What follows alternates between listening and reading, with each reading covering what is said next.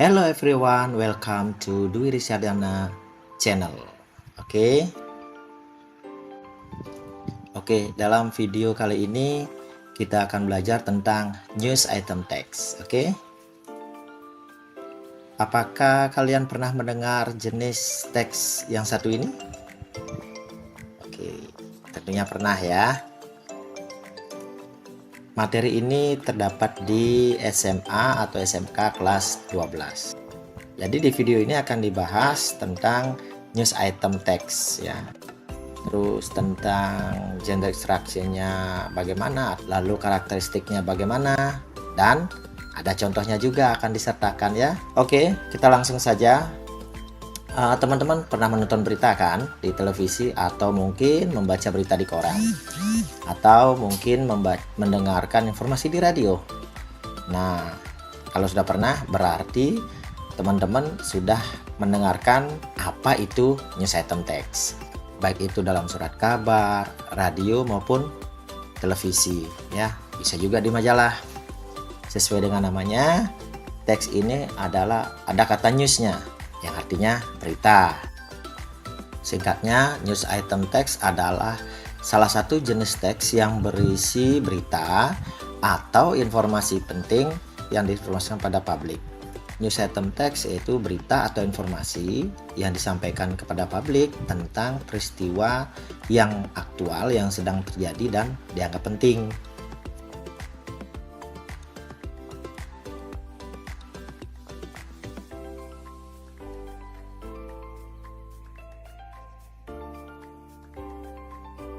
Jadi, the purpose of the text is to inform the readers, listeners, or viewers about events of the day which are considered newsworthy or important.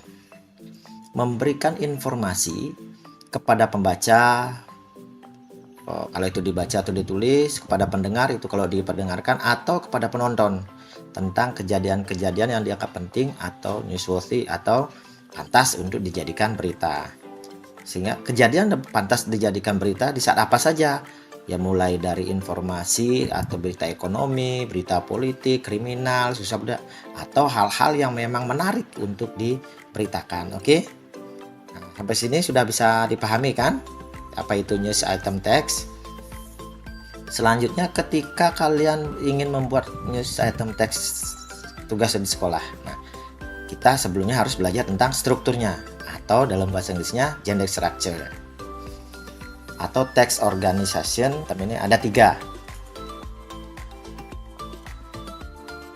Yang pertama adalah newsworthy events, yang kedua backgrounds of events, dan yang ketiga source. Kita akan bahas satu persatu. Newsworthy events ini biasanya recount the events in summary form, atau dalam bahasa Indonesianya, newsworthy event ini biasanya berisi ringkasan kejadian penting yang terjadi. Jadi pada awal-awal paragraf itu hanya ringkasan berita apa saja gitu, hanya ringkasan saja ya. Selanjutnya, backgrounds of events. Nah, di sini biasanya elaboration of what happened, to whom, and what circumstances. Biasanya background of events berisi tentang penjelasan yang detail atau terperinci, kronologinya seperti apa ya. Di sini juga dipaparkan siapa saja yang terlibat, di mana, kapan kejadian itu berlangsung ya. Baik. Nah, yang ketiga atau yang terakhir adalah source. Source ini dalam bahasa Indonesia sumber. Ini adalah berisi komen by participant ya, in witnesses to and authorities expert on the event. Biasanya berisi komentar yang terlibat dalam berita tersebut, ya, saksi-saksi, atau juga bisa komentar-komentar dari pemaparan dari para ahli gitu yang terlibat, yang masih terkait dengan berita tersebut. Nah, sumber berita ini biasanya bisa di tengah, bisa di akhir, tapi biasanya sih berada di akhir. Nah, sekarang pertanyaannya, kenapa ada sumbernya?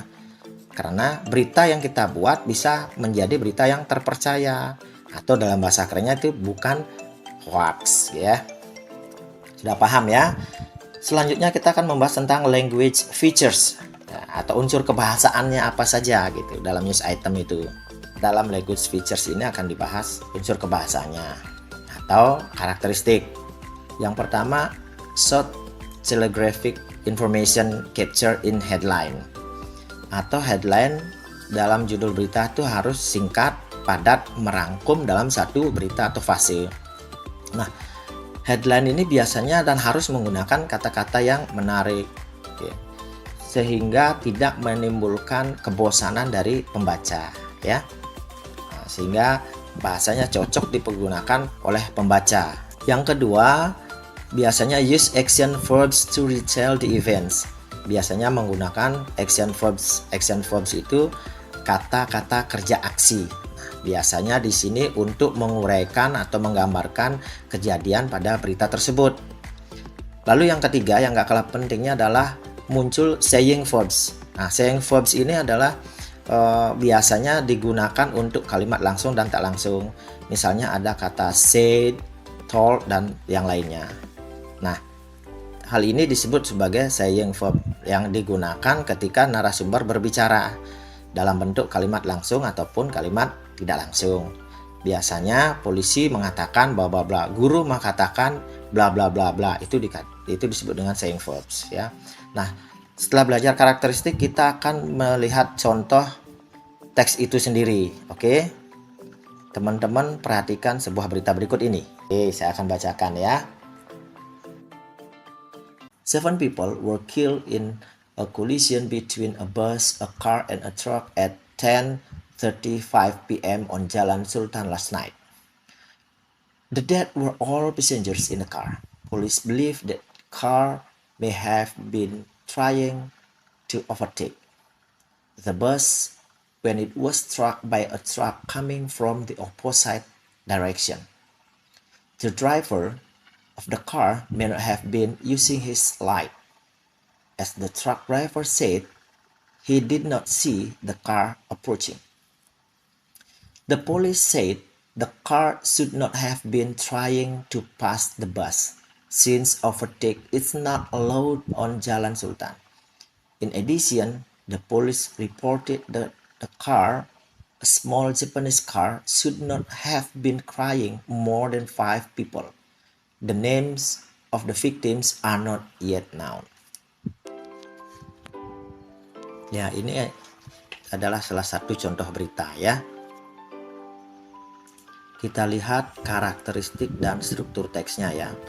Pada bagian pertama kita perhatikan berita ini menggunakan headline.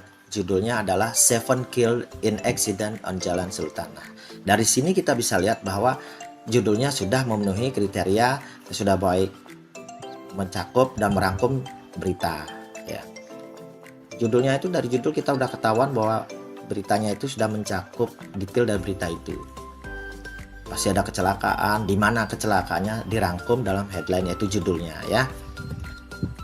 Kemudian newsworthy events ini menceritakan apa yang terjadi, kapan, di mana, siapa yang terlibat di dalamnya. Kalau di sini kejadiannya di Jalan Sultan, tepatnya pukul 10.35 malam di Jalan Sultan antara bus dan sebuah truk ya. Ini seperti eventnya. Lalu yang kedua ada background events, menceritakan kronologi kejadiannya secara detail sehingga pembaca itu tidak muncul pertanyaan atau ambigu, ya, paham akan berita tersebut, bagaimana berita itu terjadi. Di sini diketahui kalau mobil mencoba untuk melewati bus itu, jadi disambar truk yang datang dari arah berlawanan atau dari arah depan. Selanjutnya, berita ini bisa dipercaya. Agar berita ini bisa dipercaya, ada source ya. Source-nya itu adalah sumbernya. Sumbernya siapa? The police, yaitu polisi ya. Di berita ini source-nya adalah polisi, yaitu polisi yang menangani kecelakaan tersebut. Oke, sepertinya sampai di sini aja tentang news item text. Mudah-mudahan video kali ini bermanfaat untuk teman-teman semua ya, bagi guru-guru dan yang lainnya. Oke, terima kasih dan sampai jumpa.